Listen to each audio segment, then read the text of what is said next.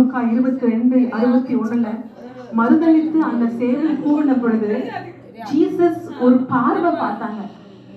That was not a condemning look.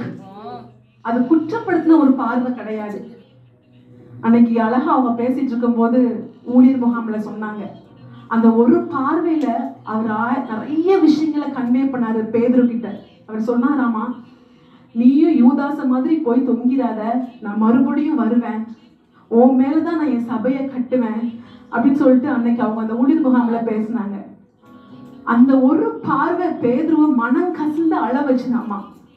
He denied God, he betrayed God. எனக்கு அவர் யாருமே தெரியாதுன்னு சொல்லி அப்படி ஜீசஸ் அவ்வளோ மனநோகம் பண்ணினாங்க. ஆனா ஜீசஸோட அந்த ஒரு பார்வை அந்த பேதுருவுடைய ஹார்ட் அப்படி சுக்கு நூறா உடைச்சிருச்சு. அது குற்றப்படுத்தின பார்வை கிடையாது. அது மறுபடியும் நான் வருவேன் பேதுரு, உனக்காக நீதான் என்னுடைய ஆளுகளை மேய்ப்ப, உன் மேலதான் நான் என் சபையை கட்டுவேன், என் இதயத்தை கவர்ந்தவன், நான் உன்னை ஒருபோதும் விட மாட்டேன் அப்படின்னு சொன்ன பார்வை தான் அது. நம்மளால எத்தனை பேருக்கு இந்த மாதிரி ஒரு பார்வையை காட்ட முடியும்? நம்மள டினை பண்ணவங்களை, நம்மள பிட்ரே பண்ணவங்களை, நம்மள வேண்டாம் சொல்லிட்டு தூக்கி எரிஞ்சிட்டு போனவங்களை நம்மளால இந்த பார்வையை கொண்டு பார்க்க முடியுமா? எத்தனையோ வேலைகளை என்னையும் சேர்த்துதான் நான் சொல்றேன். ஒரு பார்வையாலேயே சுட்டு எரிச்சிருவோம் நம்ம அவங்கள. காலத்துக்கும் அவங்க நம்மள பார்க்கவே கூட முடியாத அளவுக்கு என்ன பண்ணிடுவோம், நம்மளோட ஒரு பார்வையாலேயே இனிமே என்கிட்ட வருவ அப்படிங்கிற மாதிரி நம்மளோட ஒரு பார்வை நிறைய பேருடைய இருதயத்தை சுக்கு நூறாக மாற்றிருக்குது. என்னை பொறுத்த வரைக்கும் நான் ஒரு விஷயம் நான் கற்றுக்கொள்றது, ஒருத்தங்க நம்ம கிட்ட வந்து பேசுறதுக்கு பயந்துட்டாங்க அப்படின்னாலே I am a failure அப்படின்னு I feel. அப்ப நான் என்ன சுபாவத்தை நான் காட்டுறேன்? அந்த பார்வை am I carrying Jesus?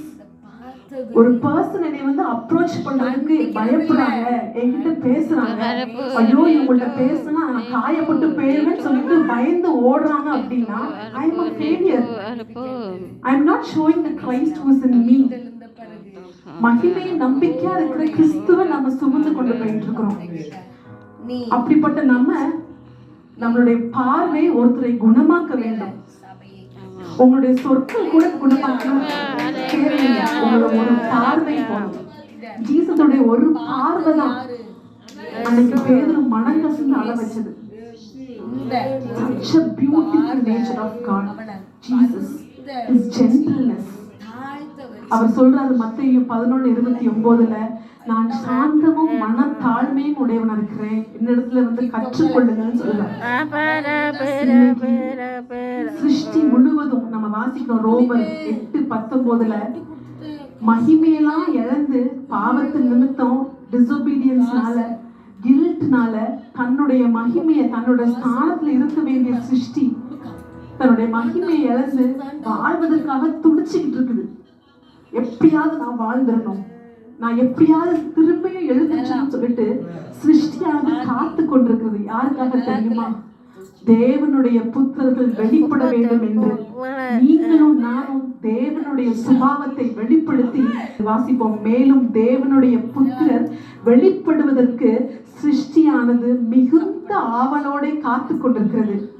People are waiting around us. This world is hurt. It is bleeding. There are so many people around us. தேவனை அறியாதவர்கள் கூட வாழ்வதற்கு ஆசை இருக்கு, வாழணும், ஆனா வழி இல்லை.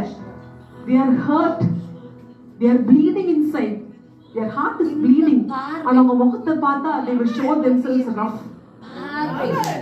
ப்ராப்பரான படுத்தணும்.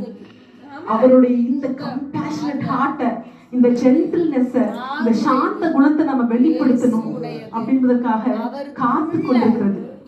இந்த கோமேரை போல தெருல நிக்கிற எத்தனையோ பிள்ளைகளை நம்மளுடைய ஒரு சின்ன பார்வை, ஒரு சின்ன வார்த்தை, ஒரு மெதுவான ஒரு அழைப்பு, they are waiting for it.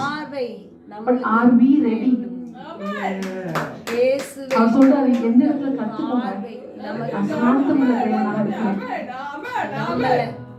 சமீப காலமா நம்ம சீரியஸா நம்ம படித்துக் கொண்டே வருகிறோம்.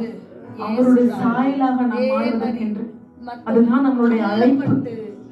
கீழே கிடக்குறவங்க one beautiful nature of Jesus is gentleness. இரக்கமா சிருஷ்டியானது காத்து கொண்டிருக்கிறது. தேவ புத்திரர்கள் வெளிப்படுவார்கள், இந்த நேச்சரை காட்டுவாங்க, நம்மள்ட்ட பேசுவாங்க, நம்மளை தூக்கி விடுவாங்க. நம்மள தள்ளினவங்க யாரு? எல்லாத்தையும் நம்ம வந்த பிறகு உன்னுடைய இரக்கம் தாழ்மையை வெளிப்படுத்துற பார்வை நம்மள பயந்தாங்கொழி நினைச்சிருவாங்க.